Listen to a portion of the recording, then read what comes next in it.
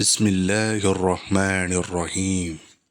وما كان قولهم إلا أن قالوا ربنا اغفر لنا ذنوبنا واسرافنا في أمرنا وثبت أقدامنا وانصرنا على القوم الكافرين.